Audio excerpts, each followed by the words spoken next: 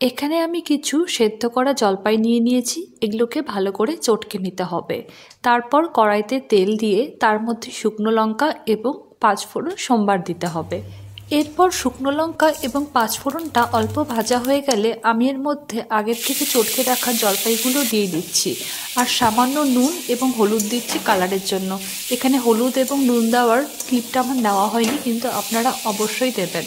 এরপর একটু নাড়াচাড়া করে নিয়ে এর মধ্যে আমি 3 চামচ চিনি দিচ্ছি এবং অল্প জল দিয়ে দিচ্ছি। খুব বেশি জল কিন্তু এখানে দেওয়া যাবে না। জলটা অল্প ফুটে এলে আমি এর মধ্যে 1 চামচ গুড় দিয়ে দিচ্ছি। গুড় দেওয়ার পর ভালো করে একটু নাড়াচাড়া করে দিতে হবে এবং জলটা ফোটার জন্য ওয়েট করতে হবে।